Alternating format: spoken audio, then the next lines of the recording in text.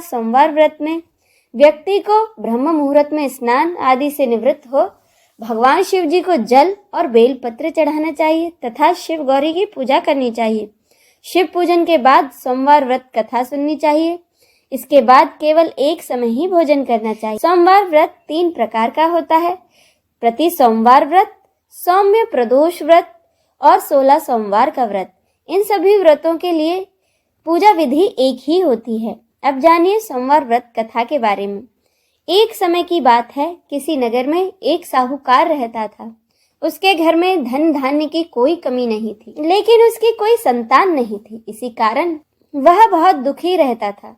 पुत्र प्राप्ति के लिए वह हर सोमवार व्रत रखता और पूरी श्रद्धा के साथ शिव मंदिर में जाकर भगवान शिव और पार्वती माता की पूजा किया करता था। उसकी भक्ति देखकर एक दिन माँ पार्वती प्रसन्न हो गई और भगवान शिव से उन्होंने साहूकार की मनोकामना पूर्ण करने का आग्रह किया। पार्वती जी की इच्छा सुनकर भगवान शिव ने कहा, हे पार्वती, इस संसार में हर प्राणी को उसके कर्मों का फल मिलता है और जिसके भाग्य में जो हो उसे भोगना ही पड़ता है। लेकिन माँ पार्वती ने साहूकार की भक्ति का मान रखने के लिए उसकी मनोकामना पूरी करने की इच्छा जताई। माता पार्वती के आग्रह पर शिवजी ने साहूकार को पुत्र प्राप्ति का वरदान तो दे दिया, लेकिन साथ ही यह भी कह दिया कि उसके बालक की आयु केवल 12 वर्ष की होगी। माता पार्वती और भगवान शिव की बातचीत को साहूकार सुन रहा था। उसने ना तो इस बात की खुशी की और ना ही दुख। वह पहले की भांति ही शिव जी की पूजा करता रहा। कुछ समय बाद साहूकार के घर एक पुत्र का जन्म हुआ। जब वह बालक 11 वर्ष का हुआ तो उसे पढ़ने के लिए काशी भेज दिया गया। साहूकार ने पुत्र के मामा को बुलाकर उसे बहुत सारा धन दिया और कहा कि तुम अपने भांजे को काशी पढ़ने के लिए ले जाओ और मार्ग में यज्ञ कराते जाना। जहां भी यज्ञ कराओ वहां ब्राह्मणों को भोजन कराते और उन्हें दक्षिणा देते हुए जाना। दोनों मामा भांजे इसी तरह यज्ञ कराते और ब्राह्मणों को दान दक्षिणा देते काशी की ओर चल पड़े। रात में एक नगर पड़ा जहां नगर के राजा की लड़की की शादी थी। जिस राजकुमार से उसका विवाह होना था वह एक आंख से काना था। राजकुमार के पिता ने अपने पुत्र के काना होने की बात छुपाने के लिए एक चाल सोची। साहूकार के पुत्र को देखकर उसके मन में एक विचार आया। उसने सोचा, क्यों ना इस लड़की को दुल्हा बनाकर राजकुमारी से विवाह करा दूं और विवाह के बाद इसको बहुत सा धन देकर विदा कर दूंगा और राजकुमारी को अपने नगर ले जाऊंगा। लड़के को दूल्हे के वस्त्र पहनाकर राजकुमारी से विवाह करा दिया गया। लेकिन साहूकार का पुत्र ईमानदार था।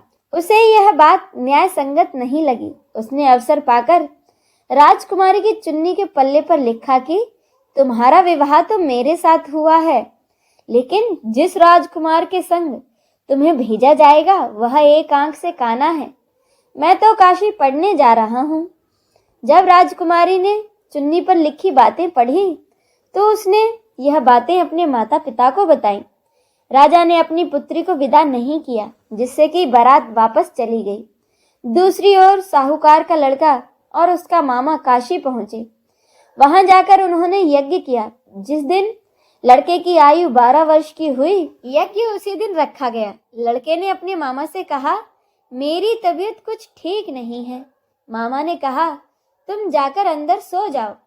शिवजी के वरदान के अनुसार उस बालक के प्राण कुछ समय बाद ही निकल गए। मृत भांजे को देखकर उसके मामा ने विलाप शुरू किया। संयोगवश उसी समय भगवान शिव और माँ पार्वती उधर से जा रहे थे। माँ पार्वती ने भगवान से कहा, स्वामी, मुझे इनके स्वर सहन नहीं हो पा रहा है। आप इस व्यक्ति के कष्ट को अवश्य दूर करें। जब शिवजी बालक के पास गए तो वह बोले कि देवी, यह साहूकार का ही बेटा है, जिसे कि मैंने 12 वर्ष की आयु का वरदान दिया। अब इसकी आयु पूरी हो चुकी है। लेकिन मातृभाव से विभोर माता पार्वती ने कहा, हे महादेव, आप इस बालक को और आयु देने की कृपा करें, अन्यथा इसके वियोग में इसके माता पिता भी तड़प तड़प कर ही मर जाएंगे। माँ पार्वती के आग्रह पर भगवान शिव ने उस लड़के को जीवित होने का वरदान दिया। शिव जी की कृपा से वह लड़का जीवित हो गया। शिक्षा समाप्त करके लड़का अपने मामा के साथ नगर की ओर चल दिया। दोनों चलते हुए उसी नगर में पहुंचे जहां उसका विवाह हुआ था। उस नगर में भी उन्होंने यज्ञ का आयोजन किया। उस लड़के के ससुर ने उसे पहचान लिया और महल में ले जाकर उसकी खूब खातिरदारी की और अपनी बेटी को विदा किया। इधर साहूकार और उसकी पत्नी भूखे प्यासे रहकर बेटे की प्रतीक्षा कर रहे थे। उन्होंने प्रण रखा था कि यदि उन्हें अपने बेटे का सुसमाचार नहीं मिला तो वह भी प्राण त्याग देंगे। परंतु अपने बेटे के जीवित होने का समाचार पाकर वह बेहद प्रसन्न हुए। उसी रात भगवान शिव ने व्यापारी के स्वप्न में आकर कहा, हे श्रेष्ठी, मैंने तेरे सोमवार के व्रत करने और व्रत कथा सुनने से प्रसन्न होकर तेरे पुत्र को लंबी आयु प्रदान की है। इसी प्रकार जो कोई सोमवार व्रत करता या कथा सुनता और पढ़ता है उसके सभी दुख दूर होते हैं और उसकी सभी मनोकामनाएं पूर्ण होती हैं। चलिए अब हम सब मिलकर शिव चालीसा का पाठ करें।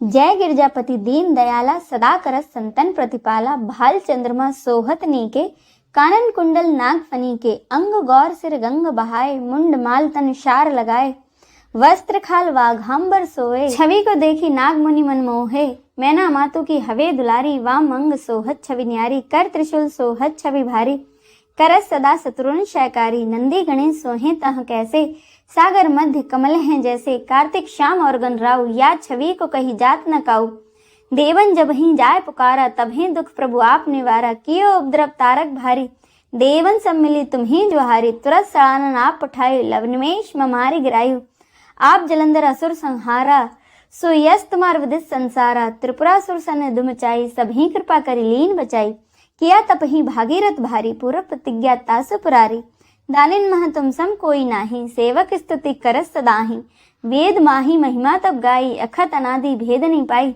प्रकटी उदधि मथनते ज्वाला, जरस सुरासुर भय विहाला, कीन दया ता करी सहाई, नीलकंठ तब नाम कहाई, पूजन रामचंद्र जब कीन्हा, जीत के लंक भीषण दीन्हा, सहस कमल में हो रहे धारी, कीन्ह परीक्षा तभी पुरारी, एक कमल प्रभु राखे उजोई, कमल नैन पूजन चह सोई, कठिन भक्ति देखी प्रभु शंकर, भय प्रसन्न दिए इच्छित वर, जय जय जय अनंत अविनाशी, करत कृपा सबके घटवासी, दुष्ट सकल नित मोहि सतावे, भ्रमत रहूं मोय चैन न आवे, त्राहि त्राहि मैं नाथ पुकारो, यही अवसर मोहि आन उबारो, ले त्रिशूल शत्रुन को मारो, संकट ते मोहि आन उबारो, मात पिता भ्राता सब होई, संकट में पूछत नहीं कोई, स्वामी एक है आस तुम्हारी, आय और मम संकट भारी, धन निर्धन को देश सदाही, जो कोई जांचे सो फल पाही, स्तुति विधि करो तुम्हारी, शंभु ना तब चूक हमारे, शंकर हो संकट के नाशन, विघ्न विनाशन मंगल कारण, योगी यति मुनि ध्यान लगावे, नारद सारद शीस नवावे, नमो नमो जय नमः शिवाय,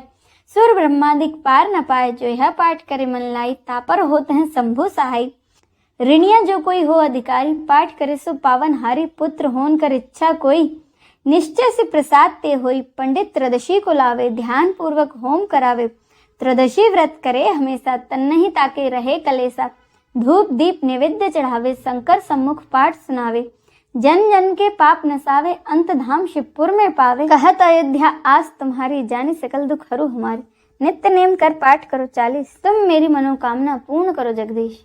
इति श्री शिव चालीसा संपूर्णम। आइए हम सब मिलकर भगवान शिव की आरती करें।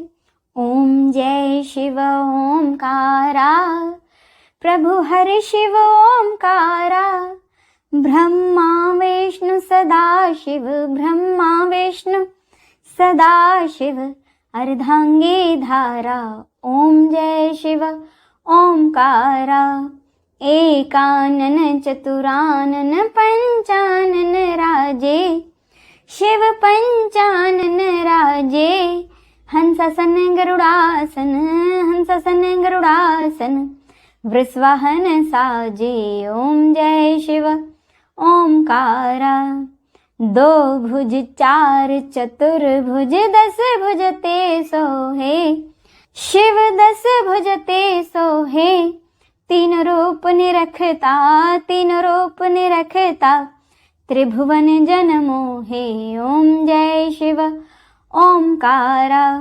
अक्षमाला वनमाला मुंडमाला धारी शिव मुंडमाला धारी चंदन मृगमद चंदा चंदन मृगमद चंदा भाले शशिधारी ओम जय शिव ओंकारा श्वेतांबर पीतांबर वाघांबर अंगे शिव वाघांबर अंगे सनकादिक ब्रह्मादिक सनकादिक ब्रह्मादिक भूतादिक संगे ओम जय शिव ओंकारा करके मध्य कमंडल चक्र त्रिशूल धरता शिव चक्र त्रिशूल धरता जग करता दुख हरता जग करता दुख हरता जग पालन करता ओम जय शिव ओंकारा ब्रह्मा विष्णु सदा